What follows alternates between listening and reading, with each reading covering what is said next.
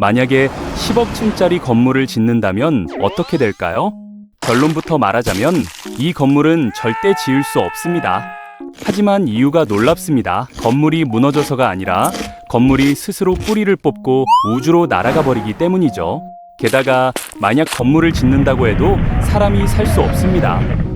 너무 높은 곳에서는 중력이 약해지고 원심력이 강해져서 몸이 바깥쪽으로 날아가 버리거든요. 상상만으로도 아찔하지 않나요? 그렇다면 우리는 건물을 도대체 얼마나 높게 지을 수 있을까요?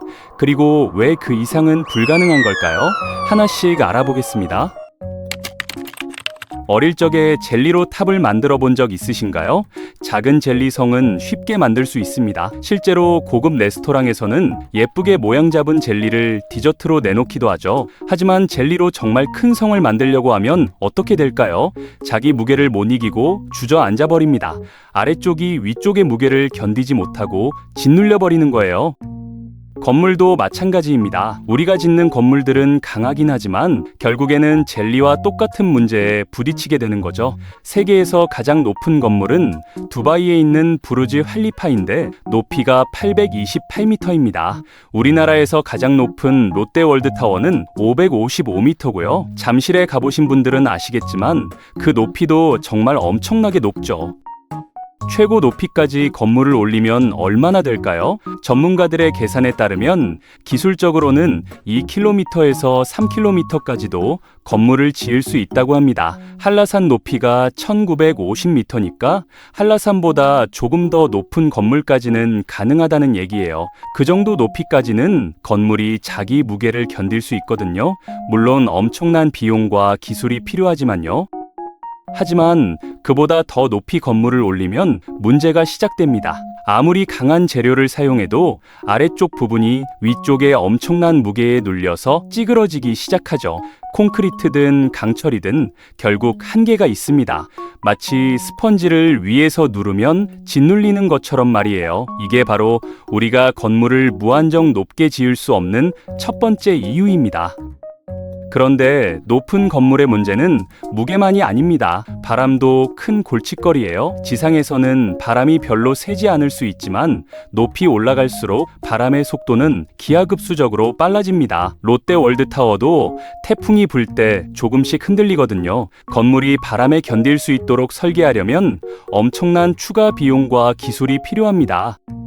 놀랍게도 또 다른 문제는 바로 엘리베이터입니다. 수백 층을 계단으로 오르내릴 사람은 아무도 없잖아요. 그래서 고층 건물에는 반드시 엘리베이터가 필요합니다. 그런데 층수가 많아지면 엘리베이터도 그만큼 많이 필요해요. 1층에서 100층까지 한 번에 가는 엘리베이터를 만들 수는 없으니까 중간중간 갈아타야 하거든요. 실제로 지금 있는 초고층 빌딩 중 일부는 특정 층 전체가 엘리베이터 환승용으로만 사용됩니다. 사람들이 한 엘리베이터에서 내려서 다른 엘리베이터로 갈아타는 공간이죠. 건물이 너무 높아지면 결국 전체 공간의 대부분이 엘리베이터로 채워지고 정작 사람들이 일하거나 살 수 있는 공간은 거의 남지 않게 됩니다. 건물을 지었는데 쓸모가 없어지는 거예요. 여기에 더해 가장 현실적인 문제는 돈입니다. 수 킬로미터 높이의 건물을 짓는 데는 수십조 원이 들어갑니다. 롯데월드타워 건설비가 약 4조 원 정도였는데 그보다 10배 높은 건물을 지으려면 건설비도 최소 수십 배는 들 거예요. 대부분의 사람들은 그렇게 거대한 탑을 짓는 게 그만한 가치가 있다고 생각하지 않습니다. 하지만 만약 정말로 돈이 엄청나게 많아서 10억층짜리 건물을 짓기로 결심했다고 가정해봅시다. 과연 가능하긴 한 걸까요? 10억이라는 숫자가 얼마나 큰지 감이 잘 안 오실 수도 있으니까 비교를 해볼게요. 롯데월드타워가 123층입니다. 서울에서 가장 높은 건물이죠. 그럼 이 롯데월드타워를 100개 쌓아 올려봅시다. 이걸 슈퍼타워라고 부를게요. 이 슈퍼타워는 우주공간 중간쯤까지 올라갈 겁니다. 정확히는 지구 대기권 끝에서 국제우주정거장이 도는 궤도의 중간쯤 되는 높이예요. 엄청난 높이죠? 그런데 이 슈퍼타워도 고작 진 2300층밖에 안 됩니다. 10억층에 비하면 터무니없이 작아요. 그럼 슈퍼타워를 다시 100개 쌓아서 메가타워를 만들어 봅시다. 이제 123만 층이 됩니다. 하지만 여전히 10억 층에는 한참 모자라요. 메가타워의 높이는 지구에서 너무 멀리 뻗어나가서 우주를 떠다니는 우주선들과 충돌할 위험이 생깁니다. 국제우주정거장 같은 경우는 조종이 가능하니까 건물을 피해갈 수 있을 겁니다. 하지만 우주 공간에는 고장난 인공위성과 온갖 우주 쓰레기들이 떠다니고 있거든요. 이것들은 시속 수만 킬로미터의 속도로 날아다니면서 예측할 수 없는 경로를 그립니다. 언젠가는 반드시 이런 타편들이 건물에 엄청난 속도로 부딪힐 거예요. 그런데 메가타워도 여전히 123만 층밖에 안 되니까 이걸 또 100개 쌓아서 울트라타워를 만들어야 합니다. 이제야 1억 2,300만 층이 되는데 여전히 10억 층에는 훨씬 못 미치네요. 울트라타워는 너무나 높아서 꼭대기가 달에 살짝 닿을 정도입니다. 여기서 완전히 새로운 문제가 등장합니다. 바로 원심력이에요. 놀이공원에서 빙글빙글 도는 회전근에 타보신 적 있으시죠? 에버랜드나 롯데월드에 가면 있는 그 놀이기구 말입니다. 회전근해가 돌면 바깥쪽으로 몸이 휙 당겨지는 느낌을 받습니다. 이게 바로 원심력입니다. 지구도 하루에 한 바퀴씩 자전하고 있기 때문에 지구 위의 모든 것들이 원심력을 받고 있어요. 다만 지표면에서는 이 힘이 너무 약해서 거의 느껴지지 않습니다. 그래도 정밀하게 측정해보면 적도 지역의 물체가 극지방의 물체보다 약 0.5% 정도 가볍게 측정됩니다. 원심력 때문에 살짝 바깥쪽으로 당겨지고 있기 때문이죠. 서울은 적도보다 위쪽에 있어서 이 효과가 더 약하지만 적도 지역인 싱가포르나 인도네시아에서는 조금 더 강하게 나타납니다. 하지만 지구에서 멀어질수록 상황이 완전히 달라집니다. 지구의 중력은 거리가 멀어질수록 약해지는데 반대로 원심력은 점점 강해지거든요. 지구에서 달까지 거리의 약 10분의 1 지점에 가면 중력과 원심력이 정확히 같아집니다. 이 높이가로 정지궤도 위성이 떠 있는 위치예요. 정지궤도 위성은 지구 자전 속도와 똑같은 속도로 공전하면서 항상 지구의 같은 지점 위에 머물러 있습니다. KT나 SK 같은 통신사의 위성들이 바로 이 궤도에 있죠. 만약 이 높이의 건물을 짓는다면 창문 밖으로 물건을 던지기만 해도 위성을 발사할 수 있어요. 물건이 자동으로 정지궤도에 머물게 되니까요.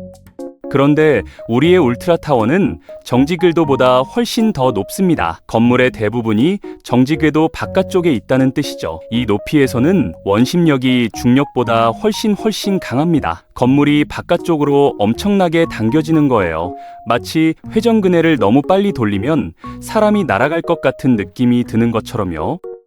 이제 엔지니어링의 관점이 완전히 바뀝니다.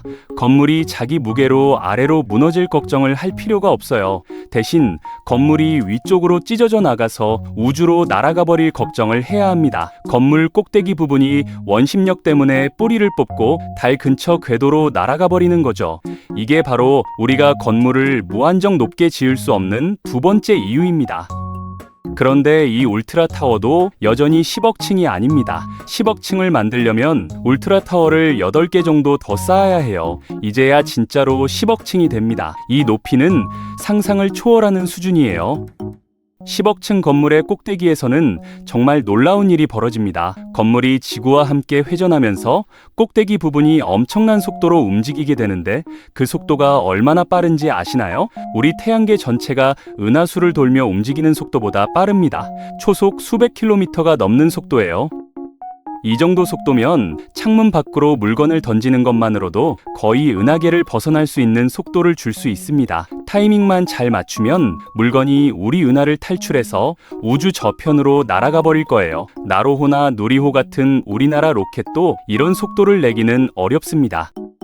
그런데 여기서 더 큰 문제가 있습니다. 바로 사람이 살 수 없다는 거예요. 이렇게 높은 곳에서는 중력이 너무 약해집니다. 지구 표면에서 우리가 느끼는 중력의 몇 %밖에 안 되죠. 게다가 원심력이 너무 강해서 몸이 계속 바깥쪽으로 당겨집니다. 마치 우주 공간에 떠 있는 것과 비슷한 상태가 돼요. 국제우주정거장에 있는 우주인들이 둥둥 떠다니는 영상 보신 적 있으시죠? 10억층 건물의 위쪽 절반 정도는 그런 상태가 됩니다.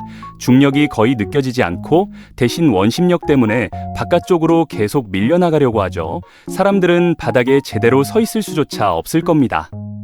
더 큰 문제는 공기입니다. 지구 대기는 중력 때문에 지표면 근처에 모여 있어요. 높이 올라갈수록 공기가 희박해지죠. 에베레스트 산 정상에서 숨쉬기 힘든 것도 이 때문입니다. 10억 층 건물의 대부분은 우주 공간에 있기 때문에 공기가 거의 없습니다. 사람들은 우주복을 입지 않으면 살 수 없어요. 온도도 큰 문제입니다. 우주 공간은 태양이 비추는 쪽은 엄청나게 뜨겁고 그늘진 쪽은 엄청나게 춥습니다. 지구 대기가 없으면 온도를 조절할 방법이 없거든요. 낮에는 100도가 넘고 밤에는 영하 100도 이하로 떨어질 수 있어요. 에어컨이나 난방으로는 도저히 감당할 수 없는 수준입니다. 우주 방사선도 위험합니다. 지구 대기와 자기장이 우리를 보호해 주는데 그걸 벗어나면 해로운 우주 방사선에 직접 노출됩니다. 오랫동안 노출되면 암에 걸릴 위험이 매우 높아지죠. 국제우주정거장에 있는 우주인들도 이 문제 때문에 6개월 이상 머물지 않으려고 합니다. 당연히 이런 건물은 건설이 거의 불가능합니다. 일단 재료 자체를 구하는 것부터가 문제예요. 이렇게 긴 구조물을 지탱할 수 있는 재료가 존재하지 않거든요. 현존하는 가장 강한 재료를 사용해도 자기 무게와 원심력을 동시에 견딜 수 없습니다. 설사 건설에 성공한다고 해도 건물이 안정적으로 서 있지 못할 겁니다. 조금이라도 느슨해진 부품이나 떨어진 파편은 엄청난 속도로 우주 공간에 흩어질 거예요. 건물 자체가 우주 쓰레기 제조기가 되는 셈이죠. 이 파편들은 은하 전체에 퍼져나가면서 수천 년 동안 떠다닐 겁니다. 하지만 만약 정말로 이런 건물을 짓는다면, 그리고 꼭대기까지 올라갈 수 있다면 어떤 풍경이 펼쳐질까요? 상상만 해도 가슴이 벅차오릅니다. 지구는 발밑 저 아래 작은 구슬처럼 보일 거예요. 파란색과 하얀색이 섞인 아름다운 구슬 말이죠. 롯데월드타워 전망대에서 내려다보는 서울 시내가 작게 보이는 것처럼 지구 전체가 작은 공처럼 보이는 겁니다. 달은 바로 옆에서 거대하게 보일 겁니다. 손을 뻗으면 닿을 것 같은 거리에 있죠. 한국에서 달을 볼 때와는 완전히 다른 느낌일 거예요. 울퉁불퉁한 표면과 크레이터들이 선명하게 보일 테니까요. 밤하늘을 올려다보면 별들이 훨씬 밝게 빛날 겁니다. 대기의 방해를 받지 않으니까 별빛이 깨끗하고 선명하게 보이죠. 은하수도 눈부실 정도로 밝게 펼쳐져 있을 거예요. 하늘 전체가 보석을 뿌려놓은 것처럼 반짝일 겁니다. 하지만 이 모든 건 결국 공상과학일 뿐입니다. 실제로 10억 층짜리 건물을 짓는 건 현재 기술로는 완전히 불가능하거든요. 앞으로 수백 년이 지나도 가능할지 의심스럽습니다. 너무나 많은 근본적인 문제들이 있으니까요. 그렇다면 우리가 지을 수 있는 건물의 실질적인 한계는 어디일까요?